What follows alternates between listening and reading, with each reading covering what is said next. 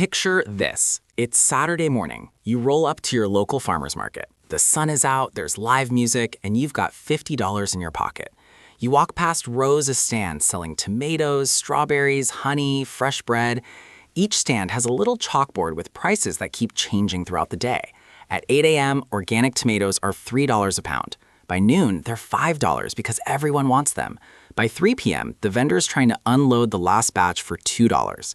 Congratulations, you just experienced the stock market. What is a stock? When you buy a tomato at the farmer's market, you own that tomato. But what if instead of buying the tomato, you could buy a tiny piece of the farm that grew it? You'd own a fraction of the land, the equipment, the seeds, the future harvests. When the farm does well, your piece becomes more valuable. When the farm has a bad season, your piece loses value. That's exactly what a stock is. Every farm stand at the market represents a publicly traded company. The tomato farm is Apple, the strawberry stand is Google, the artisan bread booth is Tesla. When you buy a stock, you become a part owner of that business. Every stand at the farmer's market has a chalkboard with prices, but those prices aren't fixed. They change all day long based on one simple thing: how many people want to buy versus how much the vendor has to sell. Supply and demand. At 7 a.m., strawberries are $4 per basket. Then a food blogger posts a photo, and by 10 a.m., there's a line 20 people deep. The vendor erases the chalkboard and writes $7 per basket. Same strawberries, higher demand, higher price. That's exactly how stock prices work. Every second the market is open, buyers and sellers are negotiating. Every once in a while, a new farm shows up at the market for the first time. This is an IPO, an initial public offering. When a private company goes public, it's setting up its stand at the market for the first time and saying, hey everyone, you can now buy a piece of our farm. The company works with investment banks. Think of them as the market manager who assigns booth spaces and helps set opening prices.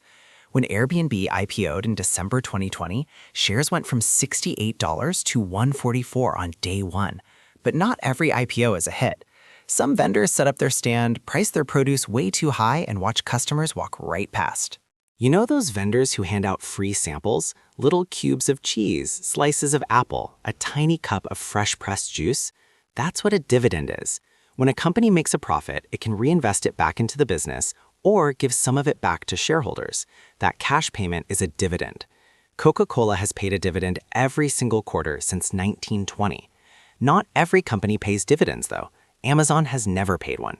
These are the vendors who take every dollar and reinvest it. They're growth companies. Dividend stocks are older, established companies. Growth stocks are the scrappy newcomers trying to take over the world. Not all farm stands are the same size. The size of the stand, measured by how much all their produce is worth combined, is what we call market capitalization. The farmer's market has categories. There's the top 30 stand section. That's the Dow Jones Industrial Average, 30 blue chip companies. It's been around since 1896. Then there's the top 500 list, the S&P 500. This index tracks the 500 largest companies and represents about 80% of the total market value. And the NASDAQ? That's the tech corner, all the stands selling gadgets and innovation. These indices give you a quick snapshot of how the overall market is doing. Everything's going great. The sun is shining, prices are rising. This is a bull market. But then the weather turns. A massive storm rolls in. Crops get destroyed. Customers stay home.